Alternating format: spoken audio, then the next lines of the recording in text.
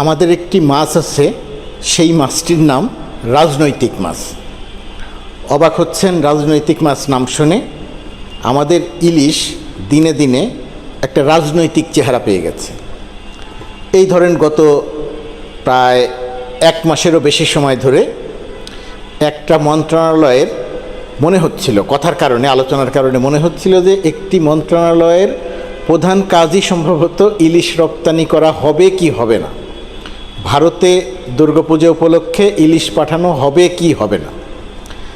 তো ভারতীয়দের, বিশেষ করে কলকাতার, পশ্চিমবঙ্গের মানুষের কাছে বাংলাদেশের ইলিশ এক অবিশ্বাস্য ক্রেজের নাম। তারা বাংলাদেশের ইলিশের জন্যে মানে একেবারে সত্যি সত্যি যদি ওইভাবে বলি যে একেবারে বর্ডারের দিকে চোখ রেখে তাকিয়ে থাকে যে কবে বাংলাদেশ থেকে ইলিশ মাছ আসবে। এবং এই ইলিশ তাদের কাছে, যেটা বললাম, যে মানে বহু কাঙ্ক্ষিত। এটা নিয়ে হাসির কিছু নাই, রসিকতারও কিছু নাই।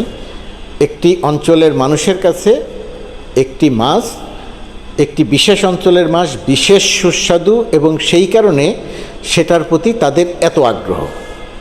এবং দিনে দিনে দুর্গাপূজার সঙ্গে ইলিশের একটা অঙ্গাঙ্গী সম্পর্ক তৈরি করে নেওয়া হয়েছে। এমন একটা অবস্থা তৈরি করে নেওয়া হয়েছে যে ইলিশ মাছ ছাড়া দুর্গাপূজা অসম্পূর্ণ। যদিও বাস্তবে বিষয়টি মোটেই এরকম নয়, কিন্তু মানুষের প্রচলিত ধ্যান ধারণে এরকম একটা অবস্থা তৈরি হয়েছে। এতে কোনো সমস্যার কিছু আমি দেখি না। কিন্তু প্রশ্ন যে জায়গাটাতে, যে বাংলাদেশ এই গত 1-1.5 মাসে যেটা ঘটলো, যে ইলিশ অনেক দামি মাছ, ইলিশ যদি বাংলাদেশের মানুষ আগে খাবে তারপরে বিদেশে রপ্তানি করা হবে, বাংলাদেশ এবার ইলিশ রপ্তানি করবে না, বাংলাদেশ এবার ভারতে ইলিশ পাঠাবে না, এই আলোচনাগুলো বাংলাদেশে যতটা হচ্ছিল তার চেয়ে অনেক বেশি হচ্ছিল পশ্চিমবঙ্গে, কলকাতায়। যে বাংলাদেশ এবার ইলিশ দিল না, বাংলাদেশ যে বাংলাদেশ ইলিশ মাছকে এমনভাবে ব্যবহার করছে যাতে দুর্গাপূজা ম্লান হয়ে যায়, ইত্যাদি ইত্যাদি। তো আমার নিজের কাছে মনে হয় যে বাংলাদেশ যে পরিমাণ ইলিশ ভারতে পাঠায়, এটা সামগ্রিক বিচারে পরিমাণটা মোটেই ওই পর্যায়ের না যেটা নিয়ে এত আলোচনা হবার কিছু আছে।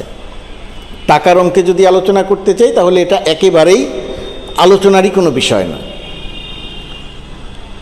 যে কারণে আলোচনা রাজনীতি হয়ে উঠেছে, ইলিশ মাছ রাজনৈতিক হয়ে উঠেছে, তার অন্যতম প্রধান কারণ দিনে দিনে বাংলাদেশে, এপার বাংলা, আমাদের এই বাংলায় অথবা পশ্চিমবঙ্গে, আমরা কেউ স্বীকার করি বা না করি, আমরা কেউ নানা রকমের রংচং মাখিয়ে যাই বলি না কেন, দিনে দিনে বাংলাদেশে ভারত বিরোধী মনোভাব একটা তীব্র আকার ধারণ করেছে। বিশেষ করে গত 15 বছরে আওয়ামী লীগের শাসনামলে ভারত বিরোধী মনোভাব যতটা বেড়েছে, বাংলাদেশে ভারত বিরোধী মনোভাব এমন বিরূপ মনোভাব বাংলাদেশের 53 বছরের ইতিহাসে কখনোই ছিল না। এটা শেখ হাসিনা সরকারের দুঃশাসন এবং নানাবিধ কথাবার্তার পরিপ্রেক্ষিতে এই অবস্থা এখানে তৈরি হয়েছে। এবং এর সঙ্গে রাজনীতির একটা বড় সম্পর্ক, যে ভোটারবিহীন নির্বাচনকে ভারত সমর্থন করেছে বলে বাংলাদেশের মানুষ মনে করে না, সমর্থন করেছে। বাংলাদেশের মানুষের মনে বদ্ধমূল ধারণা হয়েছে যে ভোটারবিহীন নির্বাচনে জনগণের চাওয়ার বিপক্ষে ভারত শেখ হাসিনা সরকারকে টিকিয়ে রেখেছিল। আরও অনেক ব্যাখ্যা করা যায় বিষয়গুলোকে, সেই ব্যাখ্যার জায়গাতে যাচ্ছি না। তো সব কিছু মিলিয়ে ইলিশ মাছ, বাংলাদেশের কোনো সরকার যদি বলে যে ইলিশ মাছ ভারতে রপ্তানি করব না, তাহলে এখানে বাহবা পাওয়া যায়, এখানে প্রশংসা পাওয়া যায়। জনমত ইলিশ মাছ রপ্তানি করার বিপক্ষে। স্বাভাবিকভাবেই একটি সরকার চাইবে না যে জনমত যেটার বিপক্ষে সেটার পক্ষে অবস্থান নিয়ে কাজ করার। সেই কারণেই আমাদের যে বর্তমান সরকার, সেই সরকারের উপদেষ্টা সিদ্ধান্ত নিয়েছিলেন যে ইলিশ মাছ রপ্তানি করা হবে না। কিন্তু দুই পক্ষের বক্তব্য, তর্ক বিতর্ক, প্রত্যাশা, সোশ্যাল মিডিয়ার আলোচনা, তর্ক বিতর্কে এটা একটা রাজনৈতিক আকার ধারণ করেছিল এবং ইলিশ মাছ হয়ে উঠেছিল একটি রাজনৈতিক মাছ। এখনও সেটা রাজনৈতিক মাছই আছে। বাংলাদেশ যে একটি সিদ্ধান্ত নিয়েছে 3000 মেট্রিক টন ইলিশ মাছ ভারতে রপ্তানি করা হবে, এর বিপক্ষে বাংলাদেশে ব্যাপক জনমত আছে। কিন্তু আমি মনে করি বাংলাদেশ সরকার, বর্তমান ইন্টারিম সরকার অত্যন্ত সঠিক একটি সিদ্ধান্ত নিয়েছে যে বাংলাদেশ ভারতে দুর্গাপূজা উপলক্ষে 3000 মেট্রিক টন ইলিশ মাছ রপ্তানি করবে। এই 3000 মেট্রিক টন ইলিশ মাছ ভারতে রপ্তানি করার কারণে বাংলাদেশে ইলিশের দাম অনেক বেড়ে যাবে, মোটেই সত্য নয়, তা মোটেই সত্য নয়।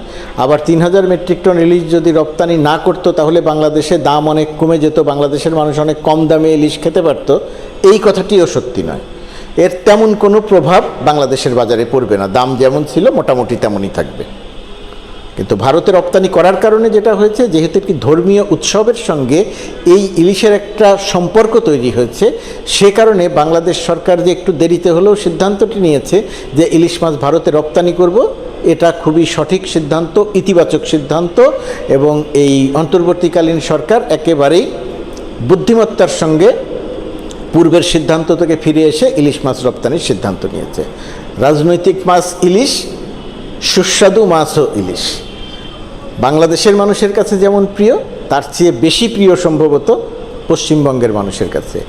পরিমাণে কম হলেও পশ্চিমবঙ্গের মানুষ ইলিশ পাচ্ছেন, ইলিশ খাচ্ছেন, ইলিশ খেতে পারছেন, বাংলাদেশের ইলিশ খেতে পারছেন, এটা ভেবেও আমরা আনন্দিত। ধন্যবাদ তত্ত্বাবধায়ক সরকারের এই সিদ্ধান্তকে। এবং জনমত বা জনগণকে বলবো, আপনাদের যে মত, সেই মতের প্রতি শ্রদ্ধা রেখে বলছি, একটু উদারতার পরিচয় দিয়ে বাংলাদেশ যে ইলিশ মাছ ভারতে পাঠাচ্ছে এটাকে ইতিবাচকভাবে দেখিয়ে আসুন আমরা।